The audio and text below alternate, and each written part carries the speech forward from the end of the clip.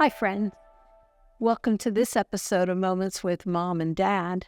In the last couple episodes, we've been sharing about life lessons in marriage, which we've learned from 45 years of marriage, things that we've practically walked out in our life and applied and shared with others. One of the things that we see in marriage and all of us experience is conflicts, differences. And part of marriage is learning what we call how to fight fair, how to have a disagreement and how to be honoring in that disagreement, because there could be things that are said and done that could be very hurtful to your mate. And so we're going to talk about how to fight fair. Yeah, this is something that we usually cover with people who are preparing for marriage, because one of the first questions we ask is, how did you learn how to be married? And it's not surprising that a lot of people have had no role model. The only marriage that they've seen up close has been a marriage that might have been very dysfunctional. Maybe it's a broken marriage. Or maybe no father or mother in the home these days. So. Absolutely. And so in having disagreements in a relationship, they have no way of really regulating Yes. Or setting boundaries for how to have a healthy disagreement that's actually going to come out on the other side and both of them be still standing. Yes, because it's unrealistic to think you're going to have a marriage that doesn't have disagreements, because you will. You're two different people with two different viewpoints and strong viewpoints at times on things. And so it's learning how to be honoring and never destroying your partner with words. Mm-hmm. Absolutely. So would you like to begin with number one here? Sure. Number one is be angry and sin not, which means, yeah, you could be angry. There could be things that incite you to anger that have taken place. But what does it mean to be angry and sin not? Well, first of all, the Bible says, yes. That's a quote from the Bible. Yes. Be angry and don't sin. Anger is an emotion. It's a human emotion. It's not a bad emotion. The Bible talks about God being angry. And so with any emotion, there is a very unhealthy way of expressing it. And then there are more healthy ways, proper ways of expressing anger. And so the Bible gives us permission to be angry but not sin. So to me, this means that it's okay to have an emotion of anger or disappointment with my wife and not feel guilty about it. The Bible says, don't let the sun go down upon your wrath, okay? So I don't want to take my anger to bed. I don't want to take it to the next day. I don't want it to become an offense, that it becomes a root of bitterness, etc., and so on. But it's okay to be angry, and it's okay for the other person to know that you're angry or disapproving in that moment. Mm-hmm. And so it's liberating to me to know that I don't have to feel guilty about being angry about this. And sometimes when you know your spouse is angry about something, that's not always the right moment to have that conversation. Sometimes they get to that next. Yeah. Which we could talk. Next is now, right? Yes. There's a time and a place. So when we're having a conflict or a disagreement or a, quote, fight, it is within us. It's within our control to choose the time and the place. So if I'm angry at my wife, perhaps the worst place to express that anger is in front of my children. Oh, for sure. Or, somebody else at a gathering at somebody's house, or in the middle of a church service, or a lot of inappropriate ways, times and places to express that anger or just to have that fight. Yeah. Right? Yep. Yep. There are key signs when you know it's too volatile and it's not the right time to have that conversation. I know that when we're raising children and our children misbehave, sometimes you turn around on the drive home or maybe in the very moment and saying, well, we're going to have a talk about that when we get home. And the child knows what that means. It means that they're in trouble and that mom or dad are not going to forget about it. And just because it's delayed doesn't mean it's not going to happen, right? I think what I think of is even it's a principle like we applied in child training, but I think it applies even in marriage, is if the children had done something and my anger is stored, I don't want to do something that would be abusive. So I would send them to their room to wait till I was in control. And I think that's an important part about there's a time and a place, is you don't want to be having that conversation when you're not in control of your anger. You're not saying that you're not angry, but you're not in control. Yeah. Good point.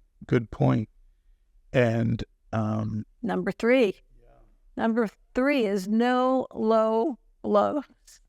And tell us what that means to you, no low blows. When two people are in the boxing ring, there are certain punches that are not allowed. One of them, as you can imagine, is below the belt. So boxers pull up their shorts high above their belly button because they know that if a low blow to the groin can pretty much put somebody out. So what do I mean by low blows? Sometimes to bring up somebody's past is what I would consider a low blow. We all have past. We all have things that we regret we did, decisions that we made that we regret. And so sometimes in a moment of anger, one party or the other can bring something up from the past, which to me is a low blow. It's inappropriate for that time. You could also talk about a physical attribute yes.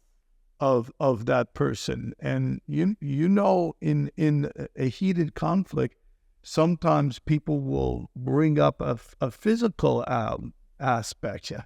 I can't think of anything right now. You know, your nose is big or your behind is too large. But no, they'll take it's something that takes away from the topic.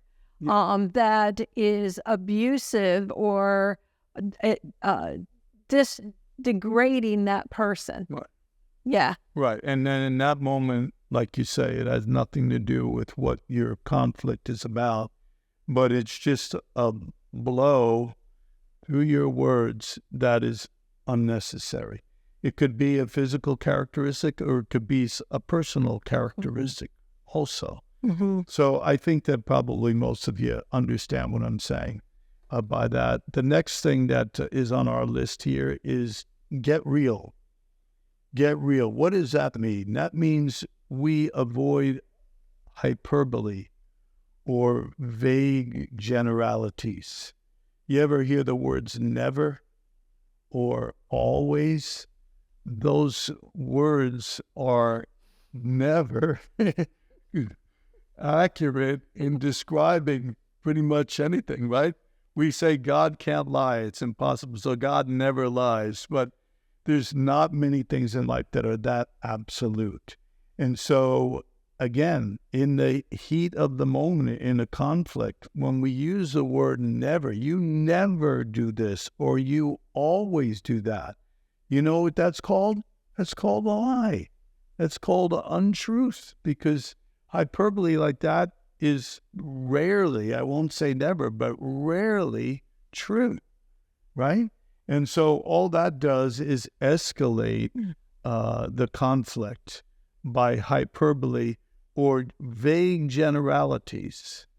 I mean, if you're having a a conflict about something, you need to be able to give the party the facts behind the way you feel. Be specific. Yep, and be specific. Yeah. Give them the facts behind the way.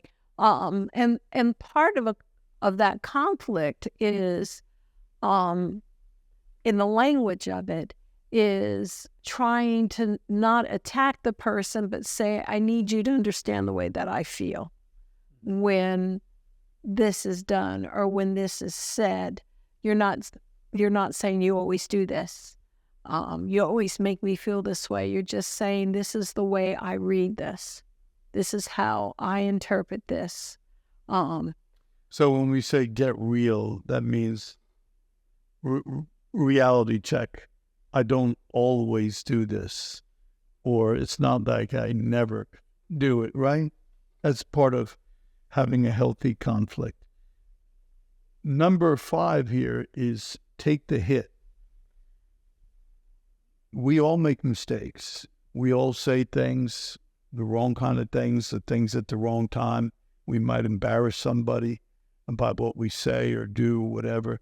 So if that person is confronting us about their feeling or the way we made them feel, taking the hit means keep your mouth shut and let them express what they want to express. And even though it might be hurtful, even though the first word that you might want to use coming out of your mouth is but, well, I'm already preparing my excuse. I'm already preparing the reason why I did that. And, when you use the word, well, I don't want to get ahead of myself here, but taking the hit simply means to listen and to hear what that person is saying. And the only response that might be needed at that time is, I hear you. I'm sorry. I was wrong. Forgive me. I'm sorry. I was wrong. Forgive me. Or that's how you make an apology. I'm sorry. I was wrong. Please forgive me. Yep. Just realizing that the other partner actually is right in what they said and saying, I'm sorry. You're right. I was wrong. I'm thinking how in many conversations, just about not a conflict, just many conversations, you're almost always right. And I say to you, it's so hard being right. It's so hard being right all the time. And I'm being facetious, of course. But, we have been married for 45 years. We've made so many mistakes. We have a dozen stories for each one of these things, how we didn't do it right. And yet, by the grace of God, we've survived. What we do through these moments with Mom and Dad is try to pass on wisdom that will help you not only to survive this thing called marriage, but to thrive in it. God intends for us to thrive. And one of the obstacles to thriving would be not knowing really how to have a confrontation or a disagreement and all. Yeah, and we both just the way we're wired, we both are what a person would consider a caloric or a D behavioral strong. We both have our own ideas of how things should be done, and that can work really well. And that could also cause some of this on how he sees how something should happen, how I see something should happen. But learning these principles really help to work those things out. Yeah, so don't get the wrong idea. We don't have it all figured out, and we've made a lot of mistakes. But again, we're still in the game, and we're able to pass along some of this wisdom to you.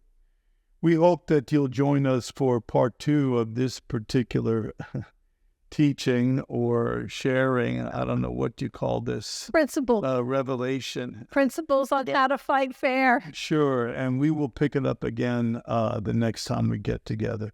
So thank you so much for joining us, being partners with us in this ministry. to reach the world with the gospel of Jesus Christ. We love you. We appreciate you much. Until next time. Bye-bye.